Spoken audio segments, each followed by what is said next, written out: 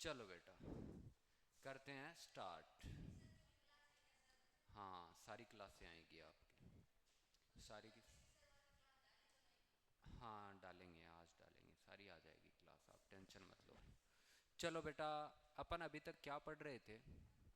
अपना टॉपिक चल रहा था जीन रेगुलेशन। कौन सा टॉपिक चल रहा था? Gene regulation. और जीन रेगुलेशन का मीन्स क्या होता है? जीन रेगुलेशन, आपकी एनसीईआरटी ओपन करो, उसमें एक टॉपिक मिलेगा आपको, जीन रेगुलेशन। कौन सा टॉपिक मिलेगा बेटा? Gene regulation. अभी ओपन करो उसको, अभी ओपन करो एनसीईआरटी को। जीन रेगुलेशन टॉपिक मिलेगा आपको। बंद हो गया क्या ये? यह चल रहा है अभी, अपना चल रहा है ना? ठीक है, फिर कोई दिक्कत नहीं है। कौन सा टॉपिक था बेटा? जीन रेगुलेशन, जिसे आप क्या कहते हो? जीन नियमन के नाम से जानते हो। ओके। और जीन रेगुलेशन की अगर मैं बात करूं, किसकी बात करूं बेटा? जीन रेगुलेशन की। अगर बात की जाए जीन रेगुलेशन की, तो एक बात आपको ये भी पता है कि कोई भी जीन है वो क्या बना रही है? आरएनए बना रही है। जीन क्या बना रही है? आरएनए। और उससे क्या बन रहा है? प्रोटीन बन रहा है। उससे क्या बनेगा बेटा? प्रोटीन्स बनेगा।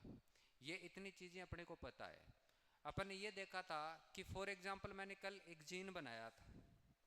क्या बनाया था बेटा? एक जीन बनाया था, आपने देखा भी होगा। कल वाले लास्ट लेक्चर में अपन ने ऐसा देखा था कि यहाँ पर मैंने क्या बनाया था? एक जीन बनाया था। एक डीएनए है, जीन कहाँ पर होगा? डीएनए पे होगा। अगर मैं उस जीन की बात करूं तो ये जीन क्या कर रहा था बेटा? आरएनए बना रहा था। क्या बना रहा था बेटा? आरएनए बना रहा था। ये जीन क्या करता है बेटा? ये जीन बनाता है आरएनए। क्या बनाएगा? आरएनए। और आरएनए से क्या बनेगा? प्रोटीन बनेगी। क्या बनेगी बेटा? प्रोटीन। इसका मतलब अपन कह सकते हैं कि कोई भी जीन थी, उस जीन ने प्रोटीन बनाया। दूसरी बात करूं मैं, यहां पर सेम ही वही जीन है। क्या है बेटा? सेम जीन है। सेम जीन का मतलब पता चला कि वही जीन, उस जीन को अगर मैं कहूं कि यहां पर ऑफ कर दिया जाए, इस जीन को क्या कर दिया जाए बेटा? ऑफ कर दिया जाए। अगर इस कंडीशन में वो जीन ऑन थी, जिसके दौरान क्या बन रहा था बेटा? अरे ऑन थी तब क्या बन रहा था? प्रोटीन बन रहा था। अगर इस जीन को अपन क्या कर दें? ऑफ कर दें। इस जीन को क्या कर दें बेटा? ऑफ कर दें। और जैसे ही ऑफ करेंगे तो ये क्या ट्रांसक्रिप्शन करेगी? अरे ट्रांसक्रिप्शन करेगी क्या? ये ट्रांसलेशन करेगी? ये ट्रांसलेशन करेगी क्या? नहीं करेगी। इसका मतलब अपन कह सकते हैं कि यहां ट्रांसलेशन नहीं हुआ तो क्या हुआ बेटा? प्रोटीन भी बनेगा क्या? प्रोटीन नहीं बनेगा। No protein. दैट मीन्स यहां पर एक्सप्रेस हुआ है क्या? कुछ एक्सप्रेस हुआ है क्या? यहां पर एक्सप्रेशन हुआ है क्या किसी का? नहीं। तो अपन बोल सकते हैं नो एक्सप्रेशन। और यहां पर हुआ है या नहीं हुआ? प्रोटीन बना है, तो इसका मतलब यहां पर क्या हुआ है? एक्सप्रेशन हुआ है। ठीक है। मतलब एक जगह जीन का एक्सप्रेशन हो रहा है और दूसरी जगह एक्सप्रेशन नहीं हो रहा। एक जगह प्रोटीन बन रही है, एक जगह नहीं बन रही। ऐसा ही तो है। अरे मैंने क्या बोला कि एक जीन ऑन थी, ऑन थी तब तो प्रोटीन बन रही थी। अगर ऑफ है तो प्रोटीन क्या हो रही है? नहीं बन रही। तो ऐसा कुछ जगह हमारे बॉडी के अंदर, या अपने डीएनए के अंदर की बात करूं, बॉडी के नहीं, अपने डीएनए की अगर मैं बात करूं, तो उसके अंदर बहुत सारी जीन प्रेजेंट होती है। जो कुछ जीन हमेशा एक्टिव रहती है और कुछ जीन क्या रहती है बेटा? इनएक्टिव रहती है। और मैंने बोला भी था कि एक्टिव और इनएक्टिव रहने वाली जीन्स कितने टाइप की थी? अरे कितने टाइप की थी? टू टाइप की थी। कौन कौन सी? कॉन्स्टिट्यूटिव जीन और नॉन कॉन्स्टिट्यूटिव जीन। कितने टाइप की थी? दो। फिर मैंने बोला था कि कॉन्स्टिट्यूटिव जीन थी वो क्या कर रही थी? हमेशा एक्टिव रह रही थी। हमेशा क्या रह रही थी? एक्टिव रह रही थी। मतलब हमेशा एक्टिव रहती है, इसको कोई रेगुलेट करने की जरूरत होती है क्या? जो हमेशा एक्टिव रहे उसको जरूरत है क्या कि इसको ये काम कहें कि करे? उसको रेगुलेट करने की जरूरत है क्या? जो हमेशा एक्टिव नहीं रहे उसको एक्टिव करने की जरूरत है। फॉर एग्जाम्पल तुम लोग हमेशा पढ़ते रहते हो, आप लोग हमेशा क्या करते हो? पढ़ते रहो। तो हम ये थोड़ी कहेंगे कि आप पढ़ो, ये थोड़ी कहोगे। ऐसा कहा जाएगा क्या? अगर आप लोग नहीं पढ़ो और पढ़ने वाले हो तो हम कहें पढ़ो तो आप पढ़ो, हम नहीं कहें तो नहीं पढ़ो। अगर ऐसे जीन जो ऐसा बोल सकते हैं कि जरूरत पढ़ने पर ही क्या हो, एक्टिव हो, और जरूरत नहीं पढ़ने पर वो क्या रहते हैं, इनएक्टिव रहते हैं, ऐसे नॉन कॉन्स्टिट्यूटिव जीन के नाम से जाना जाता है। और ये कितने टाइप के थे? 2 टाइप के। कौन कौन सा था? एक रिप्रेसिबल था और एक कौन सा था? इंड्यूसिबल। इंड्यूसिबल का एग्जाम्पल अपन ने कौन सा लिया था? अरे कौन सा लिया था? कौन सा एग्जाम्पल लिया था? उस बोर्ड पे तो लिखा है। आवाज बंद हो गई तो क्या हुआ? कौन सा लिया था? एक लेकोपेरोन लिया था और दूसरा कौन सा लिया था? ट्रिप्टोफैन ओपेरोन लिया था। अब अपन इस टॉपिक के अंदर मोस्टली जो मॉडल पढ़ेंगे वो ट्रिप्टोफैन जीन का जो रेगुलेशन का मॉडल होगा वो पढ़ेंगे अपन। कौन सा बेटा? ट्रिप्टोफैन, सॉरी लेकोपेरोन को पढ़ेंगे। किसको पढ़ेंगे? लेकोपेरोन को। इतनी बात अपने को पता है। अब एक बात कहता हूं कि आपकी एनसीईआरटी ये कहती है कि अपन जीन का रेगुलेशन कहां कहां कर सकते हैं, अपन जीन का कंट्रोल कहां कहां कर सकते हैं। अपनी एनसीईआरटी ने स्पेशल लिखा है और इस पॉइंट से बहुत बार क्वेश्चन आ चुका है कि अपन किसी जीन का कंट्रोल कहां कहां कर सकते हैं। कहां कहां कर सकते हैं? कंट्रोल ऑफ जीन एक्सप्रेशन, ऐसा मैं कोई हेडिंग डालूं, कंट्रोल ऑफ जीन एक्सप्रेशन। अगर मैं बात करूं कंट्रोल ऑफ जीन एक्सप्रेशन, अगर मैं कंट्रोल ऑफ जीन एक्सप्रेशन की बात करूं कहां कहां किया जा सकता है। और ये क्वेश्चन आज तक इस लाइन से, अब जो स्लाइड बनाऊंगा, कम से कम 10 बार नीट में क्वेश्चन आ चुका है कि जीन एक्सप्रेशन का कंट्रोल अपन कहां कर सकते हैं। अगर मैं बात करूं प्रोकैरियोट्स की, ज्यादा कुछ नहीं लिखा है बेटा, नॉर्मल सी बातें लिखी है जिसको आपको समझना है, और बहुत सारे PYQ सोल्व हो जाएंगे आपके, और बहुत सारे मॉड्यूल्स के क्वेश्चन सोल्व हो जाएंगे। सबसे पहले मैं यहाँ प्रोकैरियोटिक सेल लूं। कौन सी सेल ली बेटा मैंने? सबसे पहले यहाँ कौन सी सेल ली? Prokaryotic cell. एक मैं यूकैरियोटिक सेल ले लेता हूँ, और जब मैं यूकैरियोटिक सेल लूंगा तो आपको यह भी पता चल जाएगा कि इसके अंदर क्या होगा बेटा? न्यूक्लियस होगा। प्रोकैरियोट में तो न्यूक्लियस नहीं है। प्रोकैरियोट्स में क्या नहीं है? न्यूक्लियस नहीं है। न्यूक्लियस की जगह न्यूक्लियोइड प्रेजेंट होता है, जिसमें न्यूक्लियस लाइक स्ट्रक्चर ही बोलते हैं। तो अब एक बात बताओ कि प्रोकैरियोट्स और यूकैरियोट्स में जीन का अपन कंट्रोल कैसे कर सकते हैं, या उसका एक्सप्रेशन या कंट्रोल कैसे देख सकते हैं। अगर मैं इसकी बात करूं, सबसे पहले मैं प्रोकैरियोट्स की बात करूं तो प्रोकैरियोट्स के अंदर डीएनए तो होता ही है। कौन प्रेजेंट होगा बेटा? डीएनए। और डीएनए से क्या बनता है? आरएनए बनता है। और आरएनए से क्या बनता है? प्रोटीन बनता है। ऐसा कुछ होता है क्या? मैं कहता हूं एक बात और बोली थी मैंने कि ट्रांसलेशन की जो प्रोसेस हो रही थी, जो प्रोटीन बन रही थी, और ट्रांसक्रिप्शन की जो प्रोसेस हो रही थी, जो आरएनए बन रहा था, दोनों प्रोकैरियोट्स में साथ साथ बन रहे थे, कपल्ड प्रोसेस थी। तो मैं कह सकता हूं कि ये प्रोसेस कौन सी है? ट्रांसक्रिप्शन की है। ये किसकी है बेटा? ट्रांसक्रिप्शन की। ये बात सबको पता है, 1000 बार बता चुका हूं कि डीएनए से आरएनए बनना क्या कहलाता है? ट्रांसक्रिप्शन कहलाता है। और आरएनए से जब प्रोटीन बनता है तो उसको क्या कहते हैं? ट्रांसलेशन। अब एक बात बताओ कि इसके जीन का एक्सप्रेशन रोकना है किसके अंदर? प्रोकैरियोट्स में। तो कहां कुछ ऐसा लगा दें जिसकी वजह से रुक जाए? कहां कहां रोक सकते हैं अपन? अगर अपन ट्रांसक्रिप्शन को इनहिबिट कर दें, ट्रांसक्रिप्शन को क्या कर दे बेटा? इनहिबिट कर दें। ट्रांसक्रिप्शन को रोक दें तो ट्रांसलेशन होगा क्या? क्योंकि ट्रांसक्रिप्शन नहीं होगा, आरएनए नहीं बनेगा, और आरएनए नहीं बनेगी तो क्या नहीं बनेगा? प्रोटीन नहीं बनेगा। इसका मतलब अपन प्रोकैरियोट्स में कहां रोक सकते हैं? ट्रांसक्रिप्शन पर। प्रायोरिटी हमेशा, प्रायोरिटी क्या, लास्ट सब कुछ यही दिया जाएगा कि ट्रांसक्रिप्शन नहीं होगा तो क्या नहीं होगा? ट्रांसलेशन नहीं होगा। क्योंकि दोनों ही कैसी प्रोसेस होती है? कपल्ड प्रोसेस है। जब ट्रांसक्रिप्शन होगा तो ट्रांसलेशन होगा, साथ साथ होता रहता है।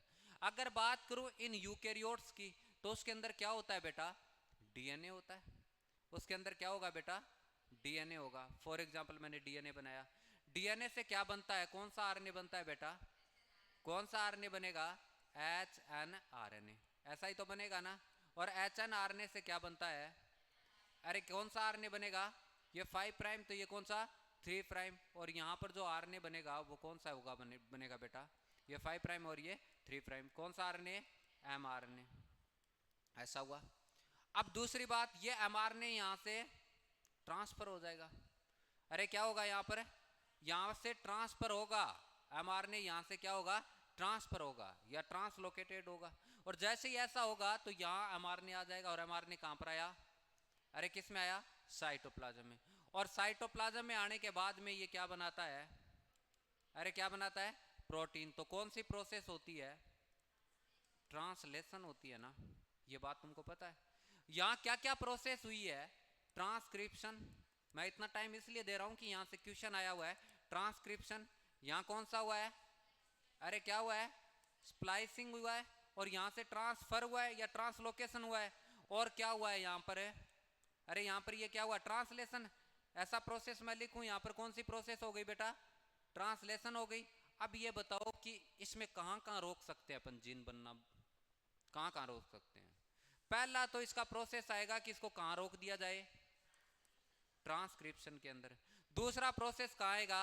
स्प्लाइसिंग। ठीक है। तीसरा कहां पर आएगा? ट्रांसफर पर भी रोक सकते हैं। और नेक्स्ट कौन सा आएगा? ट्रांसलेशन पे भी। अगर एक प्रोटीन बनने से रोका जाए तो इसको कहां कहां रोक सकते हैं बेटा? अरे कहां कहां? और आपसे पूछा जाए कि इनमें प्रायोरिटी कौन सी दोगे, तो प्रायोरिटी हमेशा कौन सी होगी? ट्रांसक्रिप्शन। क्योंकि ट्रांसक्रिप्शन की वजह से ही तो क्या होता है बेटा? ट्रांसक्रिप्शन की वजह से क्या होगा? ट्रांसलेशन होगा। क्या होगा बेटा? ट्रांसलेशन होगा। अब एक बात और बता देता हूं कि प्रोकैरियोट में जीन रेगुलेशन के बारे में 2 साइंटिस्ट ने बताया था। अगर जीन रेगुलेशन का प्रोकैरियोट्स और यूकैरियोट्स की बात करूं, किसकी बात करूं बेटा? प्रोकैरियोट्स और यूकैरियोट्स की। तो मैं सबसे पहले अगर बात करूं इन प्रोकैरियोट्स, जीन रेगुलेशन को कहां पर देखा बेटा? इन प्रोकैरियोट्स के अंदर।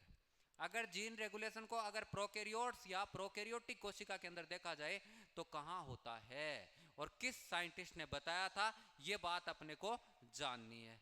अगर प्रोकैरियोट्स में जीन रेगुलेशन की बात करें तो कौन से साइंटिस्ट ने दिया था? अरे कौन से ने बताया था? Jacob and Monod.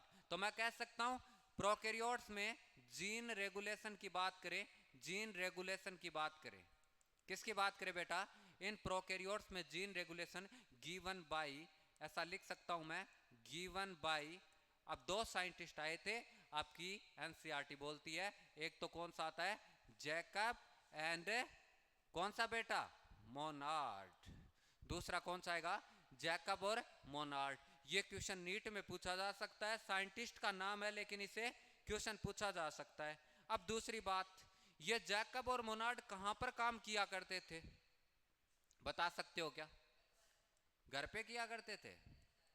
ठीक है, घर पे करते थे। ये वर्क विथ एक छोटा सा प्यारा सा बैक्टीरिया हुआ करता था। और उस बैक्टीरिया को क्या बोलते बेटा?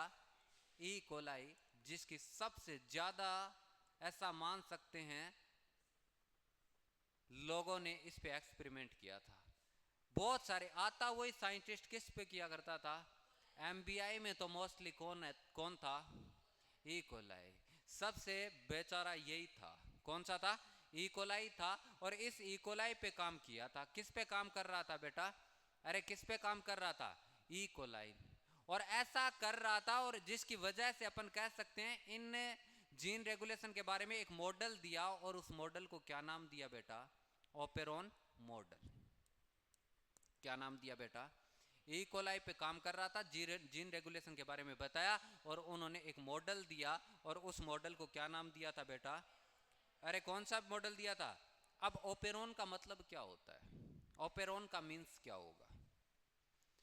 ओपेरॉन का मींस क्या होता है?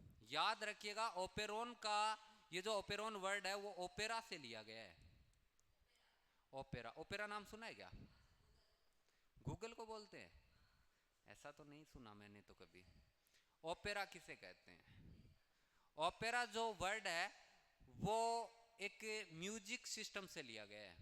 जैसे एक म्यूजिक सिस्टम को या एक म्यूजिक को करने के लिए बहुत सारी चीजों की जरूरत रहती है ना।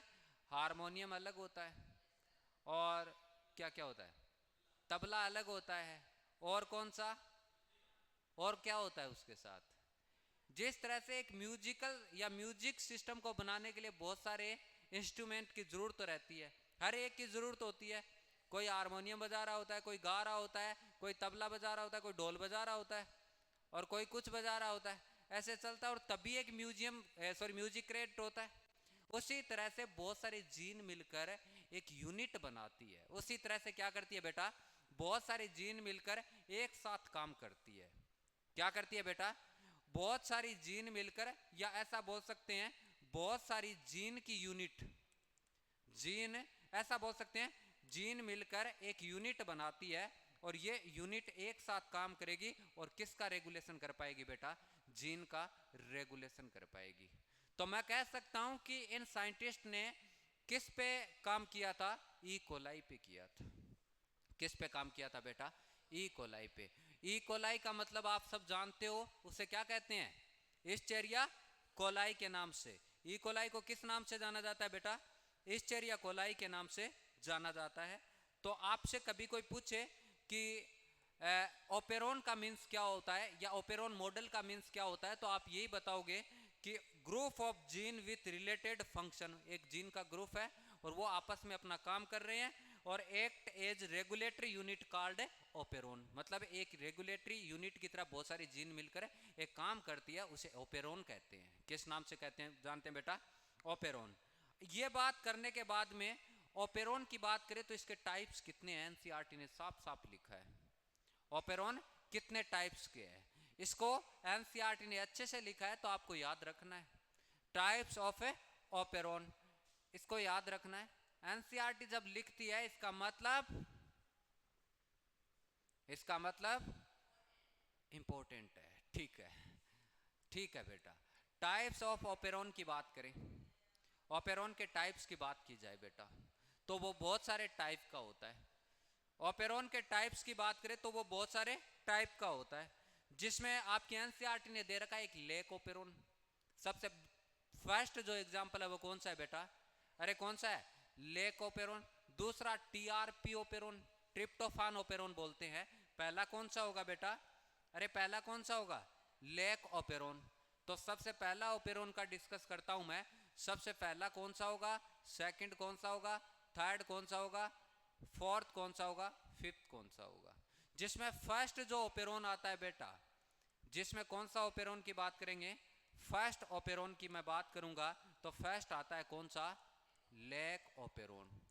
कौन सा आएगा बेटा, लेक ओपेरोन। दूसरी बात करूं मैं, ट्रिप्टोफैन ओपेरोन के नाम से जानते हैं। किस नाम से बेटा, ट्रिप्टोफैन ओपेरोन के नाम से। क्या हुआ, दूसरा कौन सा आएगा, ट्रिप्टोफैन ओपेरोन। और तीसरा कौन सा है, एरा ओपेरोन। कौन सा ओपेरोन होगा बेटा, और 4 नंबर पे हिज ओपेरोन आएगा। 3 नंबर पे कौन सा है बेटा, एरा ओपेरोन। और 4 नंबर पे कौन सा आएगा, हिज ओपेरोन। 4 नंबर पे कौन सा आता है बेटा, हिज ओपेरोन। और एक ओपेरोन और आता है जिसे वेलिन ओपेरोन के नाम से जानते हैं। किस नाम से जाना जाएगा, वेलिन ओपेरोन के नाम से। टोटल कितने ओपेरोन हो गए बेटा, 5। लेक ओपेरोन का मतलब लैक्टोज शुगर से होता है। कौन सी शुगर से होगा बेटा, लैक्टोज शुगर से। यह क्वेश्चन नीट में आता है। अगर मैं बात करूं टीआरपी ओपेरोन की, तो ये ट्रिप्टोफैन से रिलेटेड होता है, ट्रिप्टोफैन से। और नेक्स्ट आता है एरा ओपेरोन। नेक्स्ट कौन सा आएगा, एरा ओपेरोन। और ये अर्बिनोज से रिलेटेड है। किससे है बेटा, अर्बिनोज से। ठीक है ना, तो मैं ऐसा लिख सकता हूं, अर्बिनोज से रिलेटेड है। और हिज स्टिडिन से रिलेटेड होता है। किससे होता है बेटा, स्टिडिन से। और वेलिन से, वेल ओपेरोन होता है। कौन सा बेटा, वेलिन से। बात आपको इतनी याद रखनी है कि कितने ओपेरोन होते हैं, टोटल 5 ओपेरोन होते हैं। कितने होते हैं बेटा, 5 ओपेरोन होते हैं। जिसमें पहला कौन सा आया, लेक ओपेरोन। दूसरा कौन सा आया, टीआरपी ओपेरोन। तीसरा एरा। 4 नंबर कौन सा आया, हिज। और 5 नंबर कौन सा आया बेटा, कौन सा आया, वेलिन। ठीक है ना। एक बात और बता देता हूं, जितने भी ओपेरोन बताए हैं मैंने, इनके लिए अलग प्रकार की तो ऑपरेटर होगा और अलग प्रकार का ही रिप्रेसर होगा। क्या होगा बेटा, जितने, ये एनसीईआरटी लिखती है कि each operon specific operator and specific repressor. ऐसा लिख सकते हैं, ईच ऑपेरॉन, इसका मतलब मैं समझाता हूं क्या मतलब होता है। Each operon specific operator, specific operator, और क्या होगा बेटा स्पेसिफिक, स्पेसिफिक क्या होगा बेटा, अरे क्या होगा, रिफ्रेशर प्रेजेंट होगा। तो मैं ऐसा लिख सकता हूं रिप्रेशर, और रिप्रेशर का मतलब होता है संदमक, क्या बोलते हैं बेटा, और ऑपरेटर को कहते हैं चालक। मतलब जितने भी मैंने ओपेरॉन बनाए हैं सारे के सारे ओपेरॉन की बात करें तो अलग अलग तो इनका क्या होगा ऑपरेटर होगा, और अलग अलग ही इसका क्या होगा रिप्रेशर होगा। मतलब ये वेलिन की बात करूं तो वेलिन का ऑपरेटर अलग होगा और उसका रिफ्रेशर अलग होगा। अगर मैं बात करूं स्टीडीन की या हिज ओपेरॉन की तो उसका भी ऑपरेटर और क्या होगा रिफ्रेशर। संदमक चलाने वाला और रोकने वाला क्या होते हैं बेटा अलग अलग होते हैं। ये बात कौन लिखता है बेटा एनसीईआरटी लिखती है कि ईच ऑपेरॉन स्पेसिफिक रेगुलेटर या रिप्रेशर और स्पेसिफिक क्या होता है बेटा ऑपरेटर होता है। ये बात आप जरूर याद रखोगे कि हर एक ऑपेरॉन का अलग अलग होता है। अब मैं एक बात बताता हूं आपको। अब मैं कहता हूं कि सबसे पहले अपन कौन सी ऑपेरॉन की बात करेंगे बेटा लेक ऑपेरॉन की करेंगे। सबसे पहले किसकी बात करने वाले हैं लेक ऑपेरॉन की करने वाले हैं।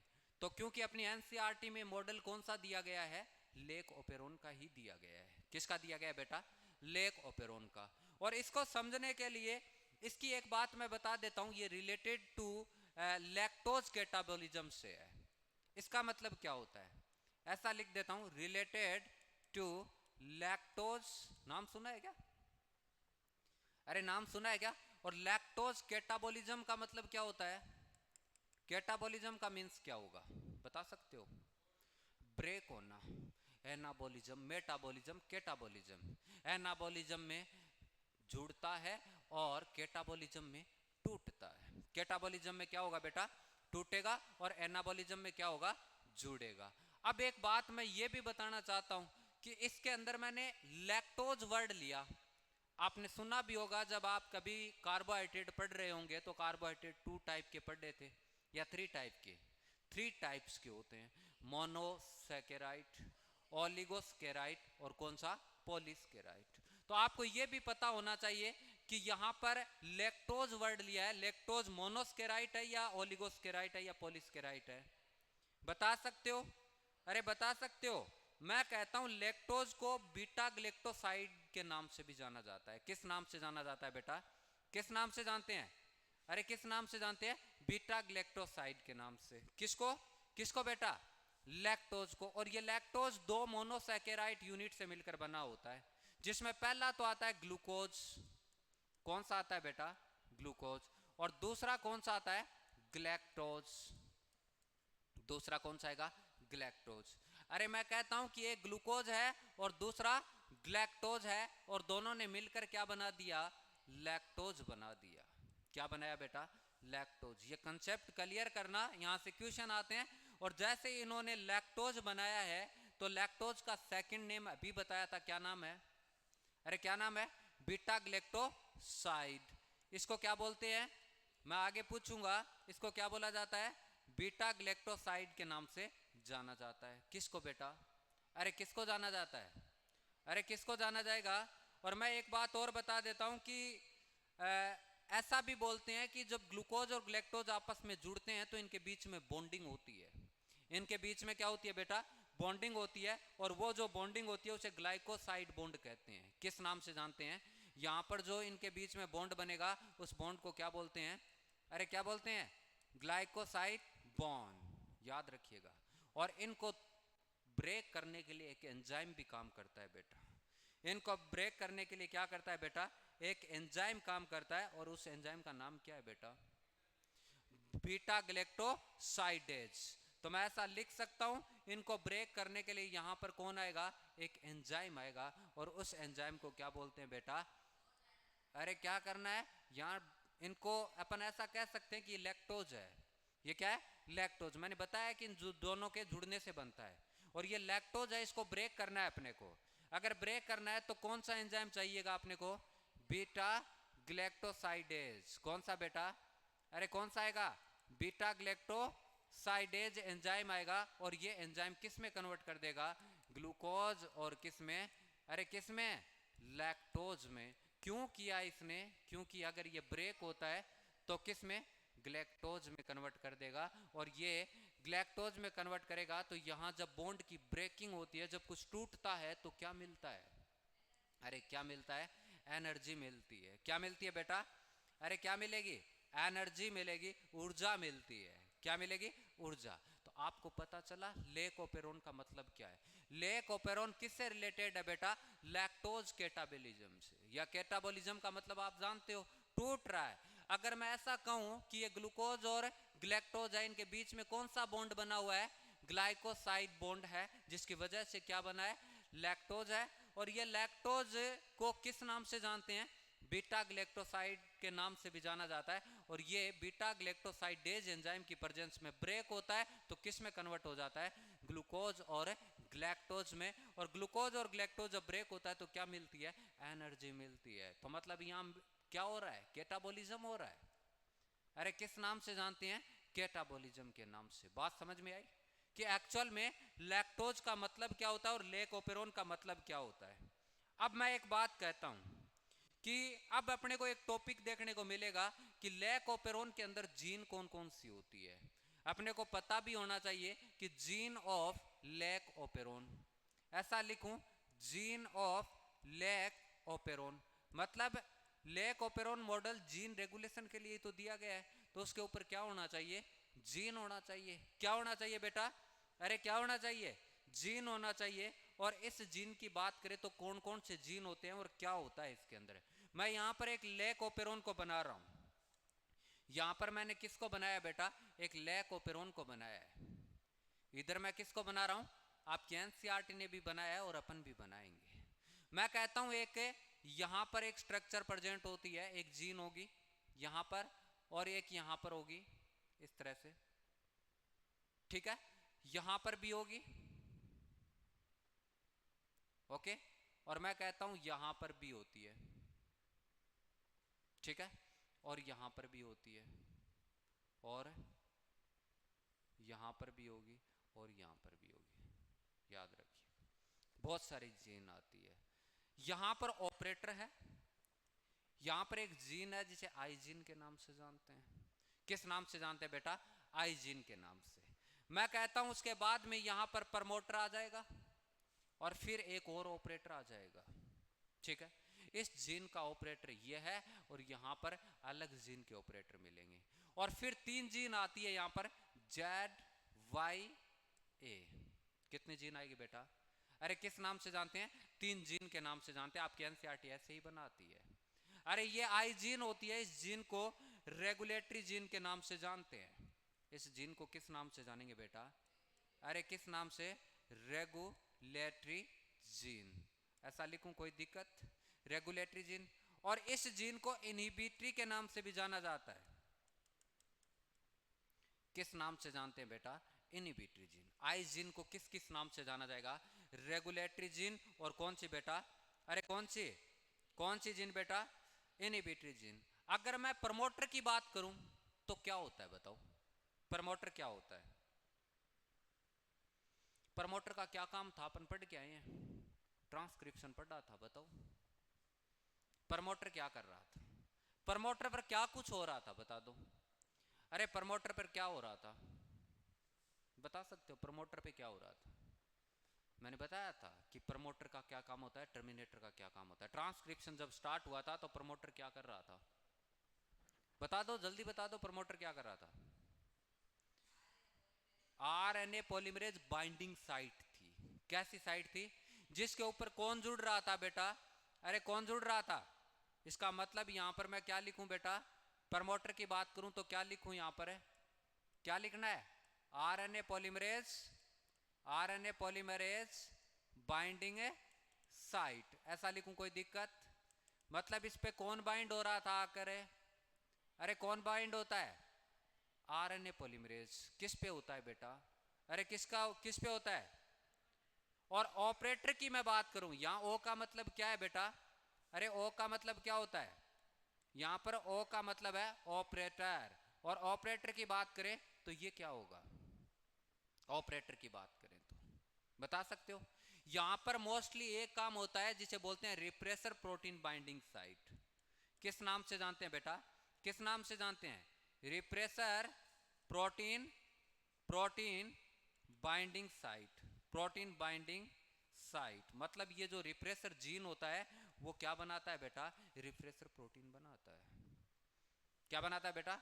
और ये रिप्रेसर प्रोटीन किससे जुड़ जाती है? ऑपरेटर पर जुड़ जाती है। और मैं कहता हूं जेड वाई ए, और इन तीन जीन को एक अलग नाम से जानते हैं जिसे बोलते हैं स्ट्रक्चरल जीन। नाम सुना है क्या? Structural gene. Structural gene actual में क्या करती है? अरे क्या करती है? आरएनए तो बनाती है। स्ट्रक्चरल जीन ही तो क्या बनाती है? आरएनए बनाती है। ऑपरेटर इनिशिएट करने का काम करता है, टर्मिनेटर उसको टर्मिनेट करने का काम करता है, लेकिन एक्चुअल में आरएनए कहां पर बनता है? स्ट्रक्चरल जीन से ही बनता है। और स्ट्रक्चरल जीन से बनेगा तो क्या बनेगा बेटा? अरे क्या बनेगा? एमआरएनए बनेगा। स्ट्रक्चरल जीन क्या बनाती है बेटा? एमआरएनए बनाती है। तो मैं कह सकता हूं कि ये जेड वाई ए तीनों मिलकर किसको बनाएगी? अरे किसको बनाएगी? एमआरएनए को। किसको बनाएगी बेटा? एमआरएनए को। लेकिन एमआरएनए पर 3 साइट बना देगी। कितनी? 3 पॉलीपेप्टाइड साइट बनाएगी। और 3 साइट बनाएगी तो मैं कहता हूं कि जेड जीन है ना, वो किसको बनाती है? बीटा ग्लेक्टोसाइडेज को बनाती है। किसको बनाती है बेटा? जेड जीन किसको बनाएगी? ये क्वेश्चन नीट में आया हुआ है। किसको बनाएगी? और वाई अलग बनाएगी और ए अलग बनाएगी। जेड जीन किसको बनाती है? बीटा ग्लेक्टोसाइडेज को बनाती है। किसको बनाएगी? अरे किसको बनाएगी? बीटा ग्लेक्टोसाइडेज को। और अगर मैं बात करूं किसकी बेटा? वाई जीन की। वाई जीन एक एंजाइम को बनाती है जिसे परमिएज के नाम से जाना जाता है।